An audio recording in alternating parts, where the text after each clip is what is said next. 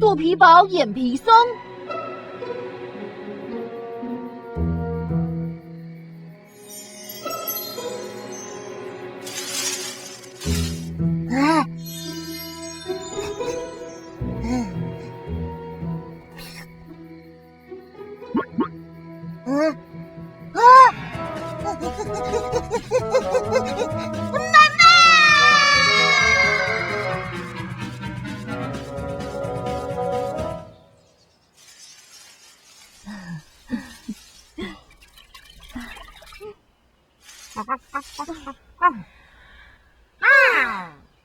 好，接下来把小米梗铺在田地里吧。这么快又要种小米哦？小米梗不会长出小米来啦。把小米梗铺在田地里，让地瓜叶在田地里爬，是祖先教我们的方法，这样才可以让田地休息。那为什么不继续播种呢？对啊，赶快种就又有很多小米可以吃了。工作很累的时候，你们需不需要休息呢？当然要啊。土地跟人一样，都需要休息。趁采收以后，让土地休息一下，明年土地又可以充满力气，让小米长得壮壮的。如果一年种2次小米，土地就没机会休息了。铺完小米梗，你们把这些脱好壳的小米带去给把燕吧。嘿嘿，太好了，有小米粥可以吃了。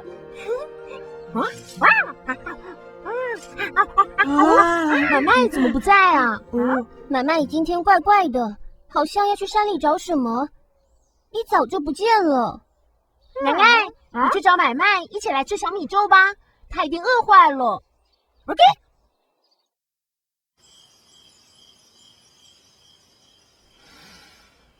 好香啊！真是太好吃了。你们吃不下哦，可以给我啊。这些怎么没人吃？凉掉多可惜啊！我来吃掉它。买卖，你终于来了，快点来吃小米粥，很好吃哦。哇，好饱哦！北惠，你怎么可以把剩下的都吃掉？那是奶奶跟买卖的份呢，你怎么可以吃别人的东西？什么？我不知道，我以为那些没人要吃。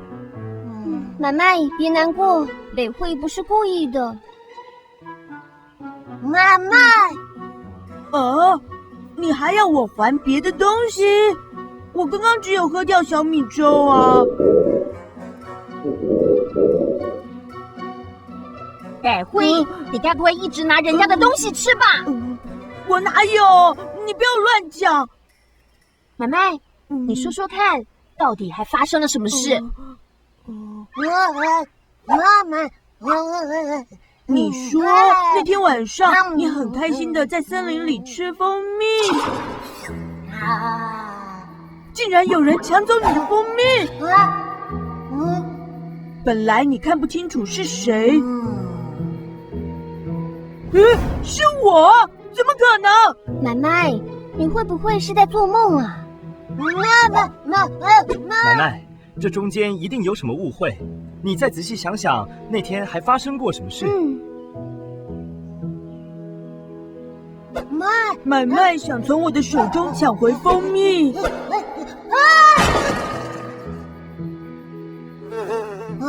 然后我变成了蜜蜂。最后，蜜蜂的我攻击了买卖。就算北惠真的很贪吃，也不可能变成蜜蜂吧？真的不可能吗？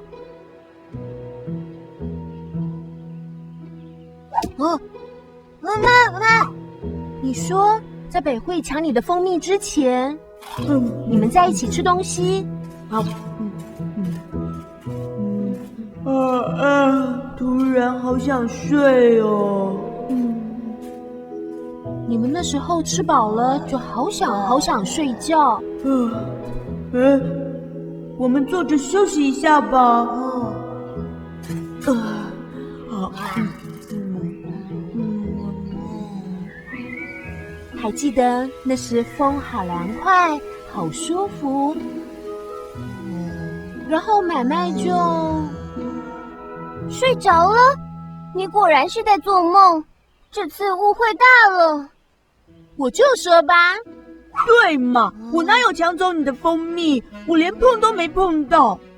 北惠，要不是你太贪吃，买卖哪会做噩梦啊？我奶奶。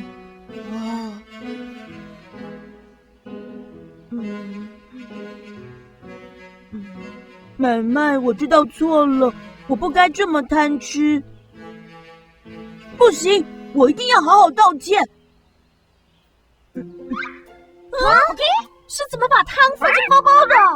我原本留了一些，想晚点再吃，现在分给你。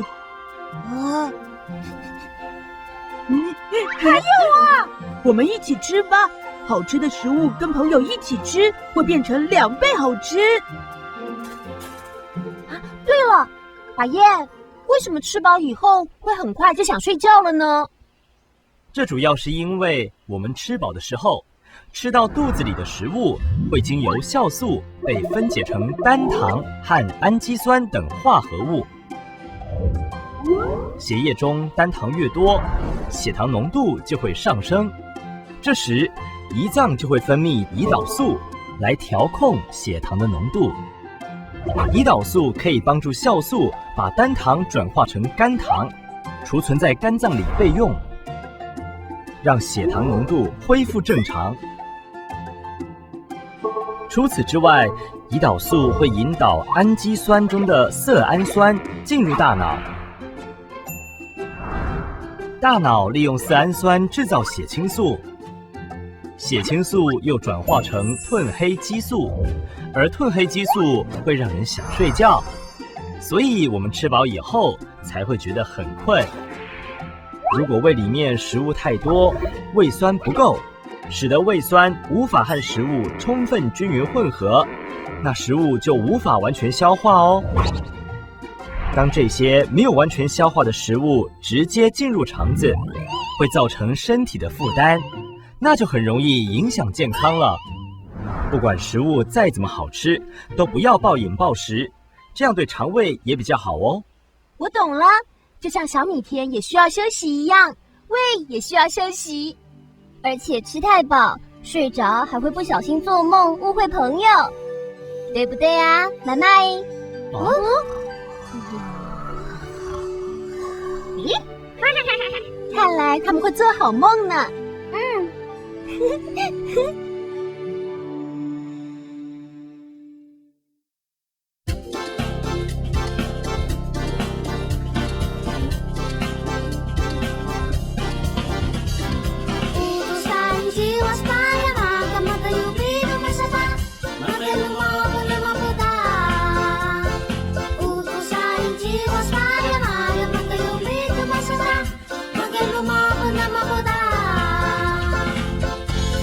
说